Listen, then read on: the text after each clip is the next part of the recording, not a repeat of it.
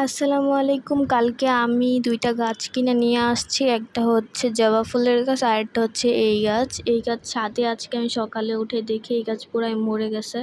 তাই জন্য এটা আমি এখন টবের মধ্যে লাগাই দিব। আমার কাছে টবও নেই, তাই জন্য বোতল কেটে বোতলের মধ্যে আমি মাটি আগে থেকে রেডি করে রাখছি।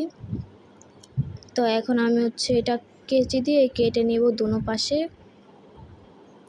কাটার পর এখন মাটিগুলো আমি আলগা করে নিব। আমার কাছে আলগা করার মতো কিছু নাই, তাই জন্য আমি কেচি দিয়ে আলগা করে ফেলতেছি।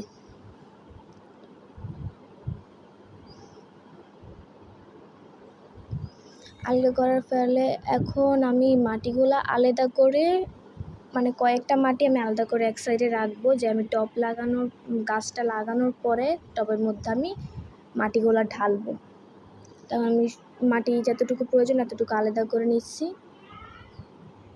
এখন আমি টবের মধ্যে গাছটা লাগাই ফেলতেছি। গাছটা বসানো শেষ। এখন আমি সাইড দিয়ে মাটিগুলা অল্প অল্প করে চারপাশে ঢেলে নেব।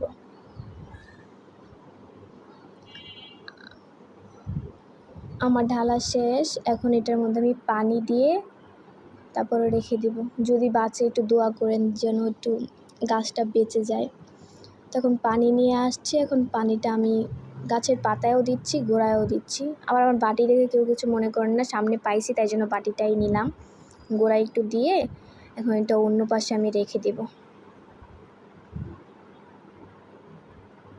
আর এই গাছের নাম যদি কেউ জানেন তাহলে আমাকে কমেন্ট বক্সে জানান। এটুকুই ছিল ভিডিও। এখন আর কিছু বলার নেই। বাই।